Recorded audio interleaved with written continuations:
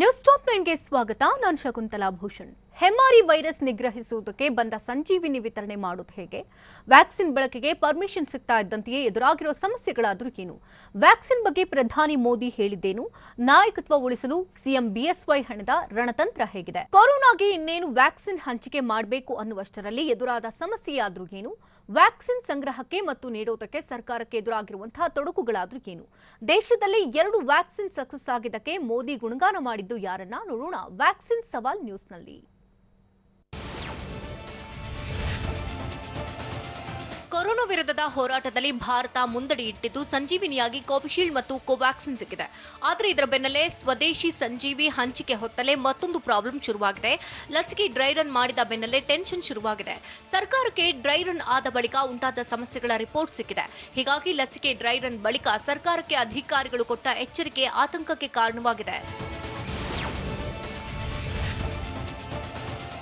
Corona ವೈರಸ್ಗೆ ಲಗಾಮು ಹಾಕುವ ಸಲುವಾಗಿ vaccine ನೀಡಲು ಸರ್ಕಾರ ಬ್ರಹ್ಮಾಸ್ತ್ರವನ್ನ ಪ್ರಯೋಗಿಸಿದೆ. ಆದರೆ 2 ಮತ್ತು 3ನೇ ಹಂತದ ಲಸಿಕೆ ನೀಡಿಕೆಯೇ ಸರ್ಕಾರಕ್ಕೆ ದೊಡ್ಡ ಸವಾಲಾಗಿದೆ. ಸದ್ಯದ ವ್ಯವಸ್ಥೆಯಲ್ಲಿ ಲಸಿಕೆ ನೀಡಲು ಆಗಲ್ಲ ಅಂತ ಅಧಿಕಾರಿಗಳು ಹೇಳಿದ್ದಾರೆ. ವ್ಯಾಕ್ಸಿನ್ ನೀಡುವ ಭರದಲ್ಲಿದ್ದ ಸರ್ಕಾರಕ್ಕೆ ಅಧಿಕಾರಿಗಳು ಶಾಕ್ ಕೊಟ್ಟಿದ್ದಾರೆ. ಪೂರ್ವ ಸಿದ್ಧತೆ ಇಲ್ಲದೆ ಲಸಿಕೆ ನೀಡಲು ಸರ್ಕಾರ ಮುಂದಾಯ್ತಾ? ಡ್ರೈ ರನ್ ಮಾಡುವುದರಿಂದ ಎಲ್ಲರಿಗೂ ಲಸಿಕೆ ನೀಡಲು ಆಗಲ್ವಾ ಅನ್ನೋ ಸಮಸ್ಯೆ ಕಾಡಲು ಶುರುವಾಗಿದೆ. ಮೊದಲನೇ ಹಂತದಲ್ಲಿ ಕೊರೋನಾ ವಾರಿಯರ್ಸ್ಗೆ ಲಸಿಕೆ ನೀಡಿದ್ದು ಇದು ದೊಡ್ಡ ಸವಾಲಲ್ಲ. ಆದರೆ 2 ಮತ್ತು 3ನೇ ಹಂತದಲ್ಲಿ ವ್ಯಾಕ್ಸಿನ್ ನೀಡುವುದು ಸವಾಲಾಗಿರಲಿದೆ. ಸರ್ಕಾರಕ್ಕೆ ನೀಡಿರುವ ವರದಿಯಲ್ಲಿ ಸವಾಲಿದೆ ಎಂದು ಉಲ್ಲೇಖಿಸಲಾಗಿದೆ.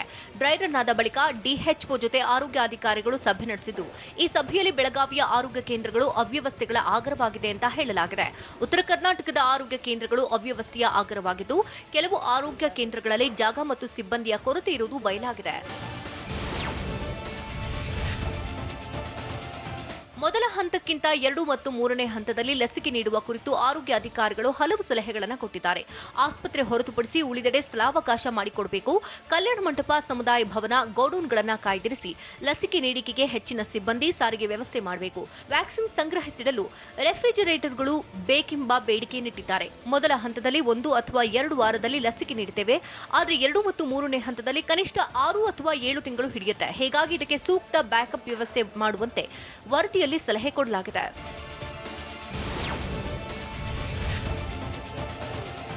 ವ್ಯಾಕ್ಸಿನ್ ಹಂಚಿಕೆ ಬಗ್ಗೆ ರಾಜ್ಯ ಸರ್ಕಾರಕ್ಕೆ ಟಫ್ ಚಾಲೆಂಜ್ ಇದೀಗ ಶುರುವಾಗಲಿದೆ. ವ್ಯಾಕ್ಸಿನ್ ಸ್ಟೋರೇಜ್ ಸಾಗಾಣಿಕೆಗೆ ಪಕ್ಕಾ ಪ್ಲಾನ್ ಆಗಿದ್ರೂ ಸಮಸ್ಯೆಯೊಂದು ಎದುರಾಗಿದೆ. ರಾಜ್ಯಕ್ಕೀಗ ಪಿಎಚ್ಸಿ ಸೆಂಟರ್ಗಳದ್ದೇ ದೊಡ್ಡ ತಲೆನೋವಾಗಿದೆ. ಗ್ರಾಮೀಣ ಭಾಗದಲ್ಲಿರುವ ಪ್ರಾಥಮಿಕ ಆರೋಗ್ಯ ಕೇಂದ್ರಗಳಿಂದ ಲಸಿಕೆ ಹಂಚಿಕೆ ಕಷ್ಟ ಸಾಧ್ಯವಾಗಿರಲಿದೆ. ಡ್ರೈ ರನ್ ವೇಳೆ ಸಮಸ್ಯೆ ಬಗ್ಗೆ ಆರೋಗ್ಯ ಇಲಾಖೆಗೆ ಗೊತ್ತಾಗಿದೆ.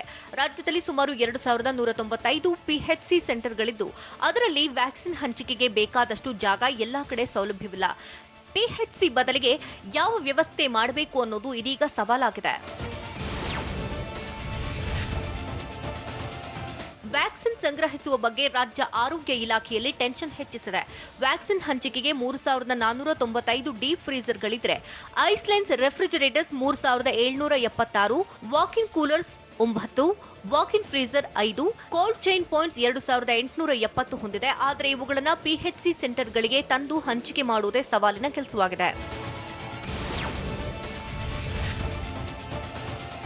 ಇಂದಿನಿಂದ ಬ್ರಿಟನ್ನಲ್ಲಿ ಆಕ್ಸ್ಫರ್ಡ್ ಲಸಿಕೆ ತುರ್ತು ಬಳಕೆಗೆ ಅವಕಾಶ ಸಿಕ್ಕಿದೆ. ಪ್ರಮುಖ 6 ಆಸ್ಪತ್ರೆಗಳಲ್ಲಿ ಇಂದಿನಿಂದ ಲಸಿಕೆ ಬಳಕೆ ಪ್ರಾರಂಭ ಆಗಿದೆ. ಈಗಾಗಲೇ 5.30 ಲಕ್ಷ ಡೋಸ್ ಲಸಿಕೆ ಉತ್ಪಾದಿಸಿ ಸಂಗ್ರಹ ಮಾಡಲಾಗಿದೆ. ಭಾರತದಲ್ಲೂ ಕೋವಿಶೀಲ್ಡ್ ಹೆಸರಿನಲ್ಲಿ ಆಕ್ಸ್ಫರ್ಡ್ ಲಸಿಕೆ ಉತ್ಪಾದನೆಯಾಗಿದೆ. ಸೆರಮ್ ಇನ್ಸ್ಟಿಟ್ಯೂಟ್ನಲ್ಲಿ ಕೋವಿಶೀಲ್ಡ್ ಲಸಿಕೆ ಉತ್ಪಾದನೆ ಬಳಿಕ ಬ್ರಿಟನ್ನಲ್ಲೂ ಸಂಜೀವಿನಿ ಬಳಕೆಯಾಗ್ತಿದೆ.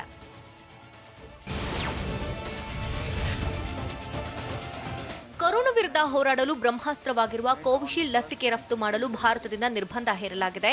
ಭಾರತದಿಂದ ಇತರ ದೇಶಗಳಿಗೆ ರಫ್ತು ಮಾಡಲು ನಿರ್ಬಂಧ ವಿಧಿಸಲಾಗಿದ್ದು, ವಿದೇಶಗಳಲ್ಲಿ ಕೋವಿಶೀಲ್ಡ್ನ 100 ಕೋಟಿ ಡೋಸ್ಗಳಿಗೆ ಬೇಡಿಕೆ ಬಂದಿದೆ. ಅಭಿವೃದ್ಧಿಶೀಲ ದೇಶಗಳಿಂದ ಕೋವಿಶೀಲ್ಡ್ ಲಸಿಕೆಗೆ ಬೇಡಿಕೆ ಹೆಚ್ಚಾಗಿದೆ.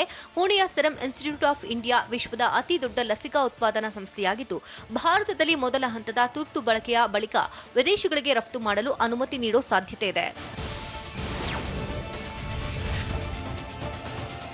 ಕೊರೋನಾ ವಿರುದ್ಧ ಹೋರಾಡಲು ಭಾರತದಲ್ಲಿ 2 ಕೋವಿಡ್ ಲಸಿಕೆಗಳನ್ನು ತಯಾರಿಸಲಾಗಿದೆ. ಈ ಪ್ರಕ್ರಿಯೆಯಲ್ಲಿ ಭಾರತ ಯಶಸ್ಸು ಗಳಿಸಿದೆ ಅಂತ ಪ್ರಧಾನಿ ನರೇಂದ್ರ ಮೋದಿ ಹೇಳಿದ್ದಾರೆ. ಹೊಸ ವರ್ಷ ಹಲವು ಅವಕಾಶಗಳನ್ನು ಹೊತ್ತು ತಂದಿದ್ದು, ದೇಶದಲ್ಲಿ ವಿಶ್ವದಲ್ಲೇ ಅತಿ ದೊಡ್ಡ ವ್ಯಾಕ್ಸಿನೇಷನ್ ಕಾರ್ಯಕ್ರಮ ನಡೆಯಲಿದೆ. ಭಾರತದ ಎದುರು ಈಗ ಹೊಸ ಗುರಿ ಮತ್ತು ಸವಾಲುಗಳಿವೆ ಅಂತ ಪ್ರಧಾನಿ ಮೋದಿ ಹೇಳಿದ್ದಾರೆ. ಕೊರೋನಾ ರೂಪಾಂತರ ರಾಜ್ಯಕ್ಕೆ ಕಾಲಿಟ್ಟ ಮೇಲೆ ಅಲರ್ಟ್ ಆದ ಸರ್ಕಾರ ಮಾಡ್ತಿರುವುದಾದ್ರೂ ಏನು? ಮಾರ್ಚ್ನಲ್ಲಿ ಮಾಡಿದ ಎಡವಟ್ಟನ್ನೇ ಈಗಲೂ ಸರ್ಕಾರ ಮಾಡ್ತಾ ಇದೆಯಾ? ಬ್ರಿಟನ್ನಿಂದ ಬಂದವರನ್ನ ಟೆಸ್ಟ್ ಮಾಡದೆ ಬಿಟ್ಟು ಕಳುಹಿಸಿದ್ದೇಕೆ ಮುಳುವಾಯ್ತಾ? ನೋಡೋಣ ಬೆಂಗಳೂರು ನ್ಯೂಸ್ ಟಾಪ್ 9ನಲ್ಲಿ.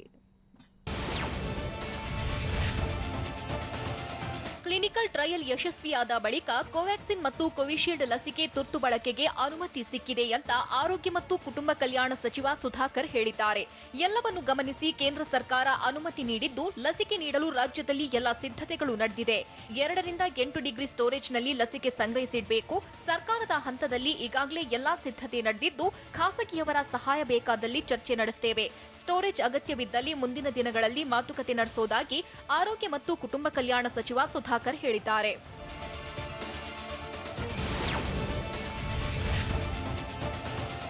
ಯುಕೆಯಿಂದ ಬೆಂಗಳೂರಿಗೆ ಬಂದಿದ್ದವರ ಪೈಕಿ 75 ಜನರು ಪತ್ತೆಯಾಗಿಲ್ಲ. ಹೀಗಾಗಿ ಆರೋಗ್ಯ ಇಲಾಖೆ ಇವರನ್ನ ಪತ್ತೆ ಹಚ್ಚೋಕೆ ಪೊಲೀಸರ ಮೊರೆ ಹೋಗಿರೋದಾಗಿ ಆರೋಗ್ಯ ಮತ್ತು ಕುಟುಂಬ ಕಲ್ಯಾಣ ಸಚಿವ ಸುಧಾಕರ್ ಹೇಳಿದ್ದಾರೆ.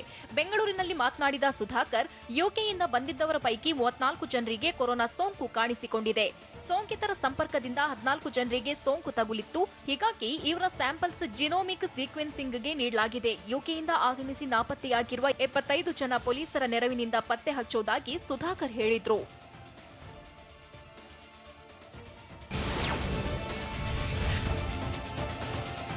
ಮೊದಲ ಡೋಸ್ ನೀಡಿದ 4 ರಿಂದ 6 ವಾರದಲ್ಲಿ 2ನೇ ಡೋಸ್ ನೀಡಬೇಕಿದೆ. ವಿದೇಶಗಳಲ್ಲಿ ಮೊದಲ ಡೋಸ್ ನೀಡಿದ 12 ವಾರದೊಳಗೆ 2ನೇ ಡೋಸ್ ನೀಡಬೇಕು.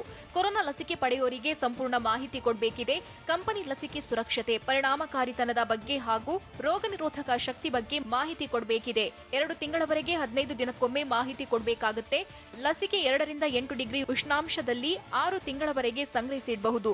ಫ್ರಿಡ್ಜ್ನಿಂದ ತೆಗೆದ ಬಳಿಕ 6 ಗಂಟೆಯೊಳಗೆ ಲಸಿಕೆ ಬಳಸಬೇಕು ಅಂತ ಹೇಳಲಾಗಿದೆ.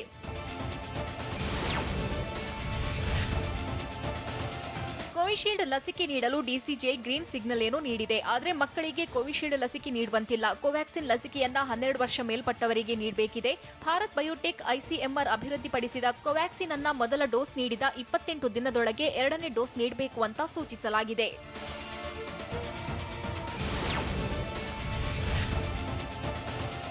ನಾಯಕತ್ವ ಬದಲಾವಣೆ ವಿಚಾರದ ಬೆನ್ನಲ್ಲೇ CM BS Yediyurappa full alert ಆಗಿದ್ದು ರಣತಂತ್ರ ರೂಪಿಸುತ್ತಿದ್ದಾರೆ. ಶಾಸಕರನ್ನ ವಿಶ್ವಾಸಕ್ಕೆ ತೆಗೆದುಕೊಳ್ಳುವ ಸಲುವಾಗಿ ಖಾಸಗಿ ಹೋಟೆಲ್ನಲ್ಲಿ ಸಿಎಂ ಬಿಎಸ್ವೈ ಸಭೆ ನಡೆಸಿದ್ರು. ಸಭೆಯಲ್ಲಿ ಶ್ರೀರಾಮುಲು, ಆನಂದ್ ಸಿಂಗ್, ಪ್ರಭು ಚೌಹಾಣ್, ವೆಂಕಟರೆಡ್ಡಿ ಮುದ್ನಾಳ್, ರಾಜುಗೌಡ, ಕರುಣಾಕರ್ ರೆಡ್ಡಿ, ಬಸವರಾಜ ದಡೆ ಸುಗೂರು, ಬಸವರಾಜ ಮತ್ತಿಮೂಡ್, ಸುಭಾಷ್ ಗುತ್ತೇದಾರ್, ದತ್ತಾತ್ರೇಯ ಪಾಟೀಲ್ ರೇವೂರು ಸೇರಿ ಹಲವರು ಭಾಗಿಯಾಗಿದ್ರು.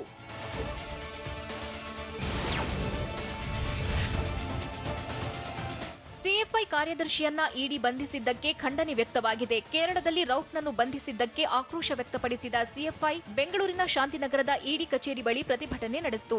ಕ್ಯಾಂಪಸ್ ಫ್ರಂಟ್ ಆಫ್ ಇಂಡಿಯಾದಿಂದ ನಡೆದ ಪ್ರತಿಭಟನೆಯಲ್ಲಿ ಯುವತಿಯರೇ ಹೆಚ್ಚಿನ ಸಂಖ್ಯೆಯಲ್ಲಿ ಪಾಲ್ಗೊಂಡಿದ್ರು. ಕೇಂದ್ರ ಸರ್ಕಾರದ ವಿರುದ್ಧ ಧಿಕ್ಕಾರ ಘೋಷಣೆ ಕೂಗಿದ್ರು. ಜಾರಿ ನಿರ್ದೇಶನಾಲಯ ಹೇಡಿಗಳೇ, ಸಿಎಫ್ಐ ಮುಖಂಡರ ಬೇಟೆಯಾಡುವುದನ್ನ ನಿಲ್ಲಿಸಿ ಅಂತ ಆಕ್ರೋಶ ವ್ಯಕ್ತಪಡಿಸಿದ್ರು.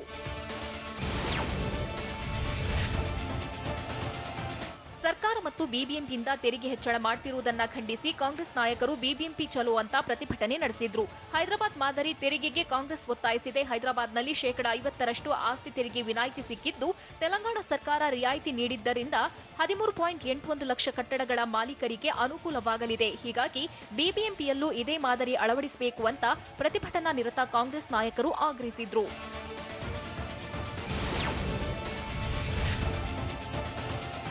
ಬೆಂಗಳೂರಿನಲ್ಲಿ ಆಂಬ್ಯುಲೆನ್ಸ್ ಪಾರ್ಕಿಂಗ್ಗೆ ವ್ಯವಸ್ಥೆ ಕೋರಿ ಪಿಐಎಲ್ ಅರ್ಜಿ ಸಲ್ಲಿಸಿದ್ದು, ಸರ್ಕಾರ ಬಿಬಿಎಂಪಿ ಬಿಡಿಎಗೆ ಹೈಕೋರ್ಟ್ ನೋಟಿಸ್ ನೀಡಿದೆ. ಬೆಂಗಳೂರು ನಗರದಲ್ಲಿ ಹಲವು ಖಾಸಗಿ ಆಸ್ಪತ್ರೆಗಳಿವೆ, ಆದರೆ ಆಂಬ್ಯುಲೆನ್ಸ್ ನಿಲುಗಡೆಗೆ ಸೂಕ್ತ ಸ್ಥಳಾವಕಾಶವಿಲ್ಲ. ಆಂಬ್ಯುಲೆನ್ಸ್ಗೆ ಪ್ರತ್ಯೇಕ ನಿಲುಗಡೆ ಸ್ಥಳ ಕಲ್ಪಿಸಲು ಸಾಧ್ಯವೇ ಅಂತ ಹೈಕೋರ್ಟ್ ಕೇಳಿದ್ದು, ಫೆಬ್ರವರಿ 8ರೊಳಗೆ ಪ್ರತಿಕ್ರಿಯಿಸಲು ಹೈಕೋರ್ಟ್ ಸೂಚನೆ ನೀಡಿದೆ. ಪ್ರಶಾಂತ್ ರಾವ್ ಎಂಬುವವರು ಹೈಕೋರ್ಟ್ನಲ್ಲಿ ಪಿಐಎಲ್ ಸಲ್ಲಿಸಿದ್ರು.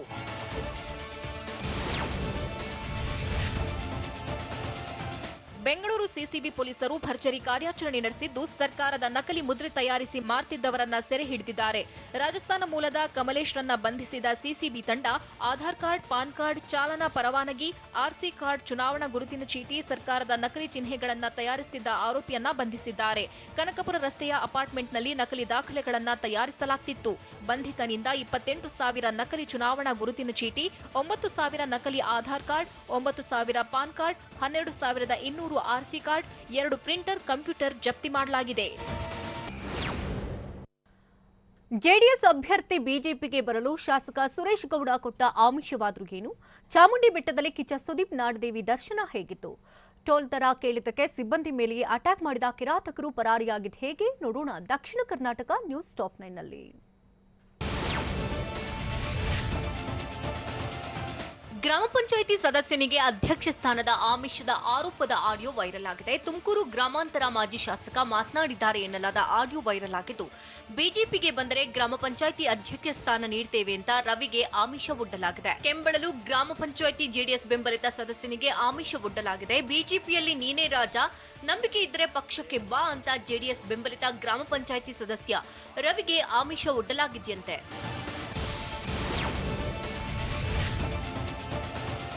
ಸಿಸಿಬಿ ಪೊಲೀಸರು ಭರ್ಜರಿ ಕಾರ್ಯಾಚರಣೆ ನಡೆಸಿದ್ದು ಸರ್ಕಾರದ ನಕಲಿ ಚಿಹ್ನೆ ತಯಾರಿಸಿ ಮಾರಾಟ ಮಾಡ್ತಾ ಇದ್ದ ಆರೋಪಿಯನ್ನ ಬಂಧಿಸಿದ್ದಾರೆ. ರಾಜಸ್ಥಾನ ಮೂಲದ ಕಮಲೇಶ್ ಬಂಧಿತ ಆರೋಪಿಯಾಗಿದ್ದು Aadhaar card, PAN card, driving licence, RC card ವಶಕ್ಕೆ ಪಡೆಯಲಾಗಿದೆ. ಆರೋಪಿಯಿಂದ 9,000 Aadhaar card, 9,000 PAN card, 12,200 RC card, 2 printer ಹಾಗೂ 1 ಕಂಪ್ಯೂಟರ್ ಪ್ರಿಂಟರ್ ವಶಕ್ಕೆ ಪಡೆಯಲಾಗಿದೆ.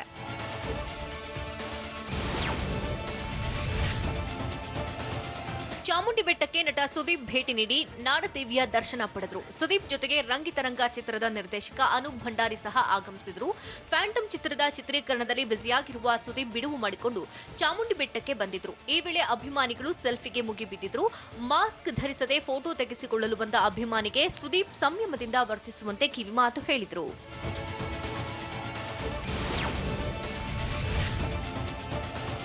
ಕೊರೋನಾ ಭೀತಿ ನಡುವೆಯೂ ರೈಲು ಟಿಕೆಟ್ ಕೌಂಟರ್ ಆರಂಭ ಆಗಿದ್ದು ಇಂದಿನಿಂದ ರೈಲು ನಿಲ್ದಾಣದಲ್ಲಿ ಟಿಕೆಟ್ ವ್ಯವಸ್ಥೆ ಮಾಡಲಾಗಿದೆ. ಕೊರೋನಾ ಭೀತಿ ಮರೆತು ದೈಹಿಕ ಅಂತರವೂ ಇಲ್ಲದೆ ಪ್ರಯಾಣಿಕರು ರೈಲಿನಲ್ಲಿ ಪ್ರಯಾಣಿಸಿದ್ದಾರೆ. ಮೈಸೂರಿನಿಂದ ಬೆಂಗಳೂರಿಗೆ ಹೊರಟ ಪ್ಯಾಸೆಂಜರ್ ರೈಲಿನಲ್ಲಿ ಜನಜಂಗುಳಿ ಹೆಚ್ಚಾಗಿತ್ತು.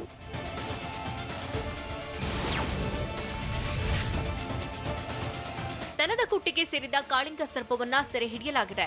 ಚಿಕ್ಕಮಗಳೂರು ಜಿಲ್ಲೆಯ ಮೂಡಿಗೆರೆ ತಾಲೂಕಿನ ಬೈರಾಪುರ ಗ್ರಾಮದಲ್ಲಿ ರುದ್ರೇಶ್ ಎಂಬುವರ ದನದ ಕೊಟ್ಟಿಗೆಗೆ ಕಾಳಿಂಗ ಸರ್ಪ ಸೇರಿಕೊಂಡಿತ್ತು. 10 ಅಡಿ ಕಿಂಗ್ ಕೋಬ್ರಾವನ್ನ ಸ್ನೇಕ್ ಅಹ್ಮದ್ ಸೆರೆ ಹಿಡಿದಿದ್ದಾರೆ. ಬಳಿಕ ಕಾಳಿಂಗ ಸರ್ಪವನ್ನ ಚಾರ್ಮಾಡಿ ಘಾಟ್ಗೆ ಬಿಡಲಾಯಿತು.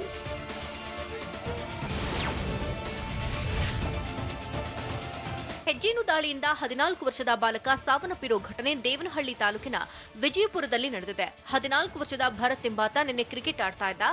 ಈ ವೇಳೆ ಹೆಜ್ಜೇನು ದಾಳಿ ಮಾಡಿತ್ತು.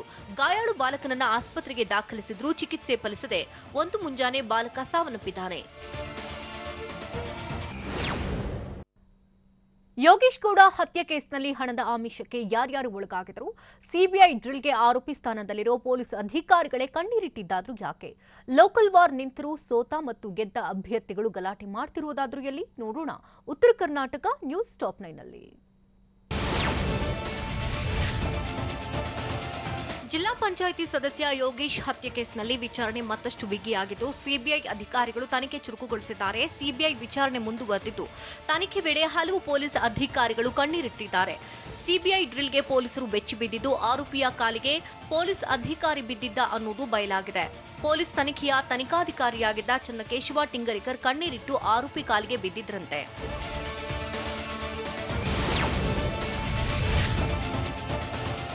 ಜಿಲ್ಲಾ ಪಂಚಾಯಿತಿ ಸದಸ್ಯ ಯೋಗೇಶ್ ಹತ್ಯೆ ಕೇಸ್ನ ತನಿಖೆಯನ್ನೇ ಹಳ್ಳ ಹಿಡಿಸಲು ಮೆಗಾ ಪ್ಲಾನ್ ಮಾಡಲಾಗಿತ್ತು. ಆರೋಪಿಗಳನ್ನೇ ಬದಲಿಸಲು ಹಣ ಪಡೆದ ಆರೋಪ ಕೂಡ ಎದುರಾಗಿದೆ. ಇದಕ್ಕೆ ಬಸವರಾಜ್ ಮುತ್ತಗಿ ಕಡೆಯಿಂದ 16 ಲಕ್ಷ ರೂಪಾಯಿ ಲಂಚ ಪಡೆದಿರೋ ಆರೋಪವಿದ್ದು ಹಣದ ವ್ಯವಹಾರವನ್ನ ಮುತ್ತಗಿ ನಿರ್ವಹಿಸಿದ್ದ. ಈ ಬಗ್ಗೆ ತನಿಖೆ ನಡೆಸಿದಂತಹ ಸಿಬಿಐ ದಾಖಲೆ ಸಮೇತ ವಿಚಾರಣೆ ನಡೆಸಿತು. ಈ ವೇಳೆ ಹಣ ಪಡೆದಿರುವುದಾಗಿ ಸಿಬಿಐ ಮುಂದೆ ಟಿಂಗರಿಕರ್ ಒಪ್ಪಿಕೊಂಡಿದ್ರೆ ಬಸವರಾಜ್ ಮುತ್ತಗಿ ಮಾತ್ರ ಇದನ್ನು ನಿರಾಕರಿಸಿದ್ದ.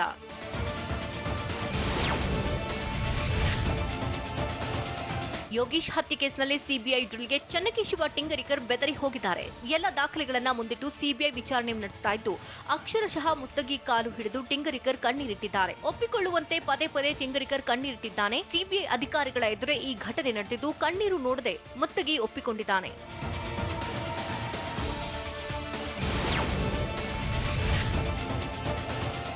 ಐದು ಎ ಉಪಕಾಲುವೆ ನಿರ್ಮಾಣಕ್ಕೆ ಆಗ್ರಹಿಸಿ ರೈತರು ನಡೆಸ್ತಾ ಇರುವಂತಹ ಹೋರಾಟ 46ನೇ ದಿನಕ್ಕೆ ಕಾಲಿಟ್ಟಿದೆ.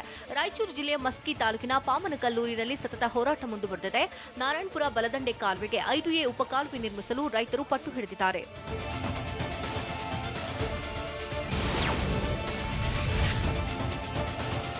ಆಸ್ತಿ ಕಲಹದಿಂದಾಗಿ ಶಾಸಕ ಸಿಎಂ ನಿಂಬಣ್ಣವರ ಸಂಬಂಧಿಕರ ಕಾರಿಗೆ ಕಲ್ಲು ಬೀಸಲಾಗಿದೆ. ಹುಬ್ಬಳ್ಳಿಯ ಕಲಘಟಕಿ ಶಾಸಕ ಸಿಎಂ ನಿಂಬಣ್ಣವರ ಸಹೋದರನ ಮಗನ ಮಾರುತಿ 800 ಕಾರಿಗೆ ಕಲ್ಲು ಹೊಡೆಯಲಾಗಿದೆ. ಸಂಗದೇವರಕೊಪ್ಪ ಗ್ರಾಮದಲ್ಲಿ ಘಟನೆ ನಡೆದಿದ್ದು, ನಾಗರಾಜ್ ಮರಳಿ ಮನೆಗೆ ಬರುವಾಗ ಕಾರನ್ನ ಅಡ್ಡಗಟ್ಟಿ ಸಂಬಂಧಿಕರಿಂದಲೇ ಕಾರಿಗೆ ಕಲ್ಲು ಹೊಡೆದಿದ್ದಾರೆ. ಆಸ್ತಿ ವಿಚಾರವಾಗಿ ಹಲ್ಲೆಗೆ ಯತ್ನಿಸಿ ಜೀವ ಬೆದರಿಕೆ ಹಾಕಿರುವ ಆರೋಪದಲ್ಲಿ ಶಂಕರಪ್ಪ, ಮಹಾಂತೇಶ ಹಾಗೂ ಸಂಗಮೇಶ ವಿರುದ್ಧ ಕಲಘಟಕಿ ಪೊಲೀಸ್ ಸ್ಟೇಷನ್ನಲ್ಲಿ ದೂರು ದಾಖಲಾಗಿದೆ.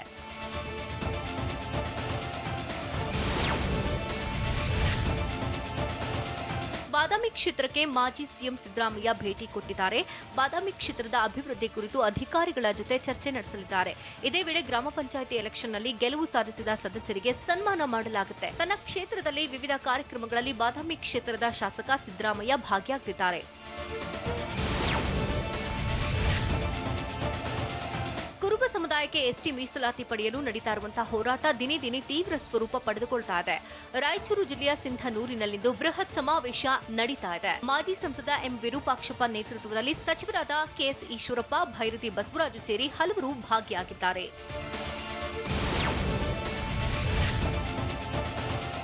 ವನ್ಯಜೀವಿ ಬೇಟೆಯಾಡುತ್ತಿದ್ದ ಹಂತಕನ ಮೇಲೆ ಅರಣ್ಯ ಅಧಿಕಾರಿಗಳು ದಾಳಿ ನಡೆಸಿದ್ದು, ಆರೋಪಿ ಎಸ್ಕೇಪ್ ಆಗಿದ್ದಾನೆ. ಬೆಳಗಾವಿಯ ನೆಹರು ನಗರದಲ್ಲಿರುವ ಮನೆ ಮೇಲೆ ಬೆಳಗಾವಿ ಉಪವಿಭಾಗ ಅರಣ್ಯ ಅಧಿಕಾರಿಗಳು ದಾಳಿ ನಡೆಸಿದ್ರು. ದಾಳಿ ವೇಳೆ ಚಿಗರೆ ಕೊಂಬು, .315 ರೈಫಲ್, 1 ಟೆಲಿಸ್ಕೋಪ್, 2 ಚಾಕು, 2 ವಾಕಿ ಟಾಕಿ, 26 ಜೀವಂತ ಬುಲೆಟ್, ವನ್ಯಜೀವಿ ಬೇಟೆಗೆ ಬೇಕಾಗುವ ಸಾಮಗ್ರಿಗಳನ್ನು ಜಪ್ತಿ ಮಾಡಲಾಗಿದೆ. ಆರೋಪಿ ಮೆಹಮೂದ್ ಅಲಿಖಾನ್ ಮನೆಯಿಂದ ಎಸ್ಕೇಪ್ ಆಗಿದ್ದಾನೆ. ನಾಗರಗಾಳಿ ಎಸಿಎಫ್ ಸಿಜಿ ಮಿರ್ಜಿ ನೇತೃತ್ವದಲ್ಲಿ ದಾಳಿ ನಡೆದಿತ್ತು. ದೆಹಲಿ ಗಡಿಯಲ್ಲಿ ನಿಲ್ಲದ ಅನ್ನದಾತರ ಆಕ್ರೋಶ. ಇವತ್ತಾದ್ರೂ ಕೇಂದ್ರ ಸರ್ಕಾರದ ಜೊತೆಗಿನ ಮಾತುಕತೆ ಸಫಲವಾಗುತ್ತಾ? ಕೊರೋನಾಗೆ ಲಸಿಕೆ ಥೇಟ್ ಚುನಾವಣಾ ಪ್ರಕ್ರಿಯೆಯಂತೆಯೇ ನಡೆಯುತ್ತಾ? ಹೆಚ್ಚು ಮತ ಪಡೆಯುವ ಸಲುವಾಗಿ ಟ್ರಂಪ್ ಮಾಡಿದ ಸಂಚು ಬಯಲಾಗಿದ್ದಾದ್ರೂ ಹೇಗೆ? ನೋಡೋಣ ಬನ್ನಿ.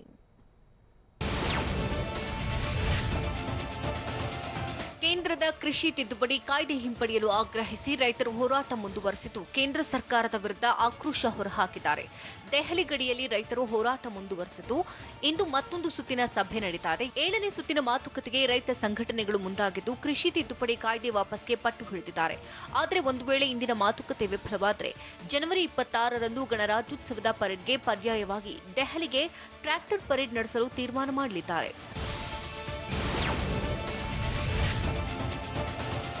ಕೊರೋನಾ ವಿರುದ್ಧ ಹೋರಾಡುವ ಕೋವಿಶೀಲ್ಡ್ ಲಸಿಕೆ ಬಳಕೆಗೆ ನಿನ್ನೆಯಷ್ಟೇ ಒಪ್ಪಿಗೆ ಸಿಕ್ಕಿದೆ.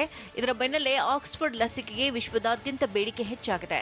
20 ಲಕ್ಷ ಡೋಸ್ ಖರೀದಿಗೆ ಬ್ರೆಜಿಲ್ ಮುಂದಾಗಿದೆ. ಬ್ರಿಟನ್ ಸರ್ಕಾರದಿಂದ 20 ಲಕ್ಷ ಡೋಸ್ ಖರೀದಿಗೆ ಚಿಂತಿಸಲಾಗ್ತಾ ಇದೆ. ಬ್ರೆಜಿಲ್ನಲ್ಲಿ ಲಸಿಕೆಗೆ ಒಪ್ಪಿಗೆ ಸಿಗದೇ ಇದ್ರೂ ಖರೀದಿಗೆ ನಿರ್ಧಾರ ಮಾಡಲಾಗಿದೆ.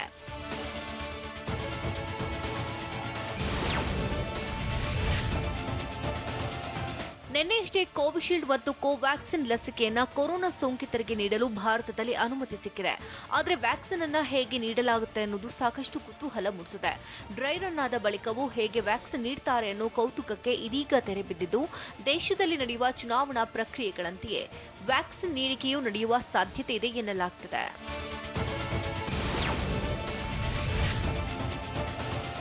ಕೊರೋನಾ ಸೋಂಕಿನಿಂದ ಕಂಗೆಟ್ಟಿದ್ದ ರಾಜಸ್ಥಾನದಲ್ಲಿ ಇದೀಗ ಕಾಗೆಗಳಿಗೂ ಹಕ್ಕಿ ಜ್ವರ ವೈರಸ್ ಪತ್ತೆಯಾಗಿದೆ. ಜೋಧ್ಪುರಲ್ಲಿ 152, ಜಾಲ್ಪರ್ನಲ್ಲಿ 100 ಕಾಗೆಗಳು ಸಾವನ್ನಪ್ಪಿದೆ.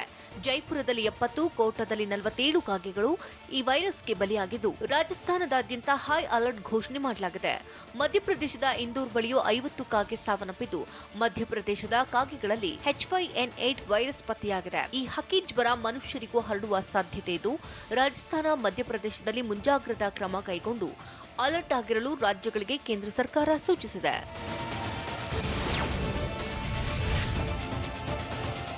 ಕೊರೋನಾ ಕೊರೋನಾ ಸೋಂಕಿನ ಭೀತಿಯಿಂದಾಗಿ ಕಳೆದ 9 ತಿಂಗಳಿನಿಂದ ಸುಪ್ರೀಂ ಕೋರ್ಟ್ನಲ್ಲಿ ಕೇಸ್ಗಳ ವಿಚಾರಣೆ ವೇಳೆ ವಿಡಿಯೋ ಕಾನ್ಫರೆನ್ಸ್ ಮೂಲಕ ನಡೆಸಲಾಗ್ತಾ ಇತ್ತು. ಆದ್ರೀಗ ಇನ್ನು ಕೆಲವೇ ದಿನಗಳಲ್ಲಿ ಭೌತಿಕ ವಿಚಾರಣೆ ಆರಂಭಿಸಲು ಸುಪ್ರೀಂ ಕೋರ್ಟ್ ನಿರ್ಧಾರ ಮಾಡಿದೆ.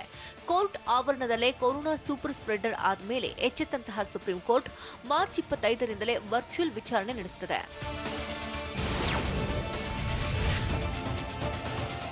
ಭಾರತವನ್ನ ಹಿಂದೊಮ್ಮೆ ತನ್ನ ಆರ್ಭಟದಿಂದ ಕಂಗೆಡಿಸಿದಂತಹ ಕೊರೋನಾ ಇದೀಗ ತನ್ನ ಅಬ್ಬರವನ್ನ ಕೊಂಚ ಕಡಿಮೆ ಮಾಡಿದೆ. ಹೀಗಾಗಿ ದೇಶದಲ್ಲಿ ಸೋಂಕಿತರು ಚೇತರಿಸಿಕೊಳ್ತಾ ಇದ್ದು ಸಾವಿನ ಸಂಖ್ಯೆ ಇಳಿಕೆಯಾಗಿದೆ. ಕಳೆದ 30 ವಾರಗಳಿಗೆ ಹೋಲಿಕೆ ಮಾಡಿದರೆ ಕಳೆದ 7 ದಿನಗಳಲ್ಲಿ ಸಾವಿನ ಸಂಖ್ಯೆ ಕೂಡ ಕಡಿಮೆಯಾಗಿದೆ. ಕೇವಲ 2,000 ಜನರು ಮಾತ್ರ ಸೋಂಕಿಗೆ ಬಲಿಯಾಗಿದ್ದಾರೆ.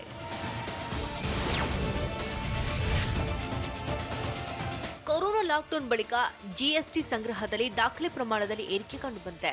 1.15 ಲಕ್ಷ ಜಿಎಸ್ಟಿ ಸಂಗ್ರಹವಾಗಿರುವುದಾಗಿ ಹಣಕಾಸು ಕಾರ್ಯದರ್ಶಿ ಎಬಿ ಪಾಂಡೆ ಹೇಳಿದ್ದಾರೆ. ಡಿಸೆಂಬರ್ ತಿಂಗಳಿನಿಂದ ದೇಶದ ಆರ್ಥಿಕತೆ ಚಟುವಟಿಕೆಗಳು ಚೇತರಿಕೆ ಕಂಡುಬಂದಿದ್ದು ಉತ್ತಮ ಸ್ಥಿತಿಯತ್ತ ದಾಪುಗಾಲಿಟ್ಟಿದೆ. ಚೇತರಿಕೆ ಪಥದಲ್ಲಿ ಸಾಗ್ತಾ ಇರುವುದು ಉತ್ತಮ ಬೆಳವಣಿಗೆ ಅಂತ ಪಾಂಡೆ ಹೇಳಿದ್ದಾರೆ.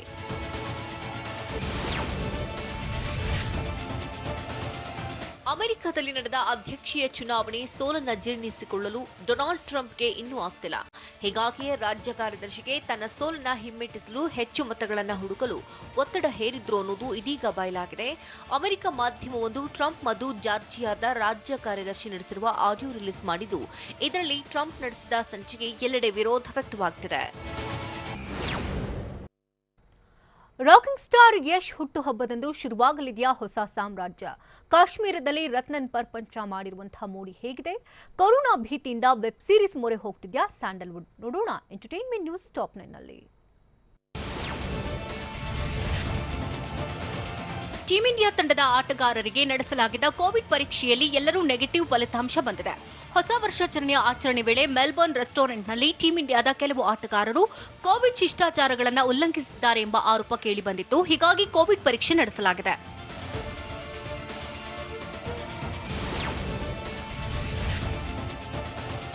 ಆಸ್ಟ್ರೇಲಿಯಾ ತಂಡದ ವೇಗದ ಬೌಲರ್ ಜೇಮ್ಸ್ ಪ್ಯಾಟಿನ್ಸನ್ ತಂಡದಿಂದ ಹೊರಬಿದ್ದಿದ್ದಾರೆ. ಪ್ಯಾಟಿನ್ಸನ್ ತಮ್ಮ ಮನೆಯಲ್ಲಿ ಆಯತಪ್ಪಿ ಬಿದ್ದಿದ್ದು ಗಾಯಗೊಂಡಿದ್ದಾರೆ. ಹೀಗಾಗಿ ಪ್ಯಾಟಿನ್ಸನ್ 3ನೇ ಟೆಸ್ಟ್ ಪಂದ್ಯಕ್ಕೆ ಅಲಭ್ಯರಾಗಲಿದ್ದಾರೆ ಅಂತ ಆಸ್ಟ್ರೇಲಿಯಾ ಕ್ರಿಕೆಟ್ ಸಂಸ್ಥೆ ಹೇಳಿದೆ.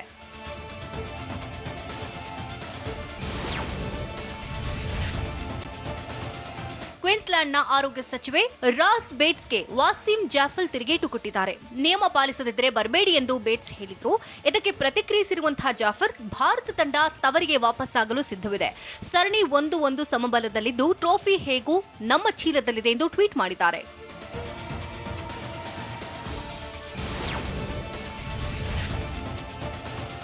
ವಿರಾಟ್ ಕೊಹ್ಲಿ, ಹಾರ್ದಿಕ್ ಪಾಂಡ್ಯ ಕೂಡ ಕೋವಿಡ್ ನಿಯಮ ಉಲ್ಲಂಘನೆ ಮಾಡಿರುವುದು ಬೆಳಕಿಗೆ ಬಂದಿದೆ. ಏಕದಿನ ಸರಣಿಯ ವೇಳೆ ಇಬ್ಬರು ಆಟಗಾರರು ಮಾಲ್ಗೆ ಭೇಟಿ ಕೊಟ್ಟಿದ್ದಾರೆ. ಈ ವೇಳೆ ಮಾಸ್ಕ್ ಹಾಕದೆ ಅಭಿಮಾನಿಗಳ ಜೊತೆ ಫೋಟೋ ತೆಗೆಸಿಕೊಂಡಿದ್ದಾರೆ.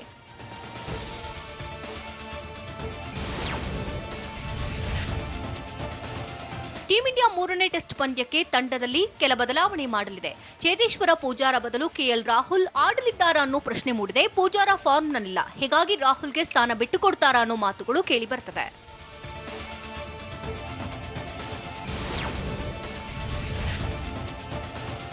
ಕೆಜಿಎಫ್ 2 ಚಿತ್ರದ ಮೊದಲ ಟೀಸರ್ಗೆ ಕೌಂಟ್ ಡೌನ್ ಶುರುವಾಗಿದೆ. ಇದೇ ಜನವರಿ 8ರಂದು ರಾಕಿಂಗ್ ಸ್ಟಾರ್ ಹುಟ್ಟುಹಬ್ಬದಂದು ರಾಕಿ ಭಾಯ್ ಹೊಸ ಸಾಮ್ರಾಜ್ಯದ ಅನಾವರಣವಾಗಲಿದೆ. ಹೊಸ ಸಾಮ್ರಾಜ್ಯದ ಓಪನಿಂಗ್ಗೆ ಇನ್ನು ಕೆಲವೇ ದಿನಗಳು ಬಾಕಿ ಅಂತ ನಿರ್ದೇಶಕ ಪ್ರಶಾಂತ್ ನೀಲ್ ಬರೆದುಕೊಳ್ಳುವುದರ ಜೊತೆಗೆ ಕೆಜಿಎಫ್ ಚಿತ್ರದ ಹೊಸ ಫೋಟೋವನ್ನು ಹಂಚಿಕೊಂಡಿದ್ದಾರೆ.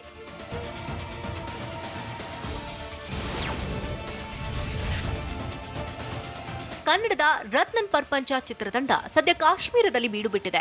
ಡಾಲಿ ಧನಂಜಯ್ ಮತ್ತು ರೆಬಾ ಮೋನಿಕಾ ಅಭಿನಯದ ರತ್ನನ್ ಪರ್ಪಂಚ ಚಿತ್ರದ ಶೂಟಿಂಗ್ ಸದ್ಯ ಕಾಶ್ಮೀರದಲ್ಲಿ ನಡೀತಾ ಇದೆ. ಅಲ್ಲಿನ ಫೋಟೋಗಳನ್ನ ಧನಂಜಯ್ ಹಂಚಿಕೊಂಡಿದ್ದು ವೈರಲ್ ಲಿಸ್ಟ್ ಸೇರಿದೆ. ಮೊದಲ ಹಂತದ ಚಿತ್ರೀಕರಣವನ್ನ ಮೈಸೂರಿನಲ್ಲಿ ಚಿತ್ರತಂಡ ಮುಗಿಸಿತ್ತು.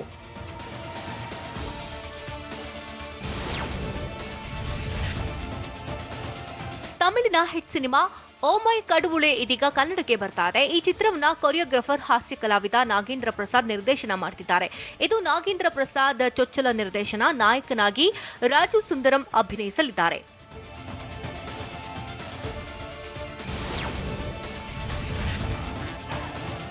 ಲಾಕ್ಡೌನ್ ಸಮಯದಲ್ಲಿ ಸಿನಿ ಪ್ರೇಮಿಗಳು ಹೆಚ್ಚಾಗಿ ಮೊರೆ ಹೋಗಿದ್ದು ವೆಬ್ ಸೀರೀಸ್ಗಳಿಗೆ.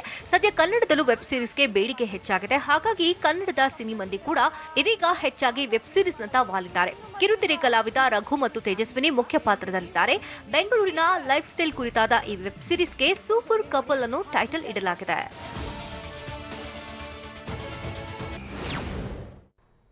ಇದು ಇವತ್ತಿನ ನ್ಯೂಸ್ ಟಾಪ್ನ ನಿರಂತರ ಸುದ್ದಿಗಾಗಿ ನೋಡ್ತಾರೆ ಟಿವಿ9.